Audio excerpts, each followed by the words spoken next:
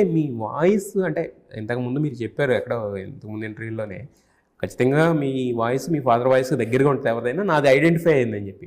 But అది identify అనేది film people కూడా అయిపోయింది. అంటే చరణ్ వాయిస్ ఎస్పీబీ గారి వాయిస్కి సిమిలర్గా ఉంటుందని చెప్పేసి. ఆయనేమో ఫుల్ ఫామ్లో ఉన్నారు. ఎందుకంటే ఆయన ఏ రోజు కూడా ఆయన వెతుక్కునే సిచ్యువేషన్ రాలేదు. సో మరి అది మీకేమైనా కొంచెం ఎఫెక్ట్ అయింది అనుకుంటారా సిమిలారిటీ ఇన్ ద వాయిస్ అనేది? అది దాని గురించి ఆలోచించిన సిచ్యువేషన్స్ ఉన్నాయి, మూమెంట్స్ అలాంటివి. మేబీ నాన్నగారు ఆల్రెడీ ఇంకా యాక్టివ్గా పాడుతున్నారు కాబట్టి ఇంకొక బాలసుబ్రహ్మణ్యం వాయిస్ ఎందుకు ఒరిజినల్ ఉన్నప్పుడు అని అనిపించింది. కానీ there was a time in his career also. ఇప్పుడు 80s, 90s, mid 90s, late 90s వరకు నాన్నగారు was very busy and singing for Balakrishna గారు, చిరంజీవి గారు, ఎనీ స్టార్. కానీ some point of time they started experimenting with new voices. కొత్త singers ని introduce చేయడం, heavy నుంచి రావడం. తమన్ కాదండి, మణిగారి దగ్గర నుంచి స్టార్ట్ అయింది నాకు తెలిసి. ఉదిత్ నారాయణ్ కానివ్వండి, హరిహరన్ కానివ్వండి, all these heroes wanted a fresher voice. అప్పుడు స్లోగా నాన్నగారికి కూడా కొంచెం వర్క్ ఇక్కడ తగ్గుతూ వచ్చినా కూడా, కానీ ముఖ్యమైన పాటలు నాన్నే పాడాలి. ద ఇంట్రొడక్షన్ సాంగ్ కానివ్వండి, క్లైమాక్స్ లో ఒక ఎమోషనల్ సాంగ్ సినిమా మొత్తాన్ని మార్చేసి ఒక సాంగ్ అయితే ఎస్పీబీ నాన్నగారు ఖచ్చితంగా ఆ పాటలు మటుకు ఆయనవే.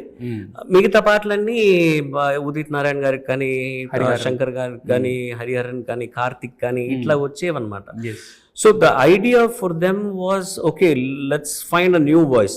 But I was still in SP Balasubramanian's skin. So అది అవసరం లేకుండా పోయింది అనమాట. So I think that definitely was a disadvantage for me.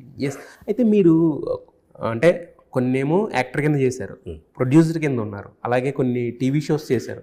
అంటే నేను ఏ క్రాఫ్ట్కి ఫిట్ ఇన్ అవుతాను అనేది మీరు తెలుసుకోవడానికా, లేదంటే వచ్చిన వర్క్ చేస్తూ వెళ్ళిపోయారా? వచ్చిన వర్క్ చేస్తూ వెళ్ళిపోవడం అనండి. ఏంటంటే ఇప్పుడు అదే అలైపాయుదే సినిమాలో కాదల్ సడుగుడు, అదే సఖీలో కాయల్ ఆఫ్ చెడుగుడు అయిన తర్వాత I expected it to be a big hit and మనకి వర్క్ బాగా వస్తుంది అనుకున్నాం. But it didn't happen. Unfortunately that was like almost the last song I sang for Rahman garu.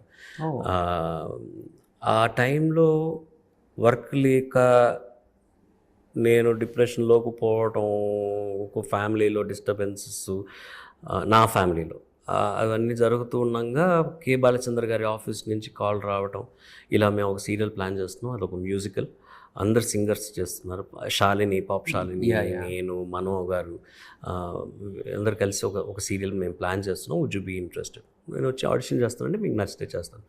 ఆ ఆడిషన్ చేశాను, అది నచ్చింది. So I did that. అక్కడ నాకు సముద్రకని కలవటం ఒక అసిస్టెంట్ డైరెక్టర్గా, వాడితో కథలు చెప్పించుకోవడం బ్రేక్స్లో, దాంట్లో కథ నచ్చడం, అలా ప్రొడ్యూస్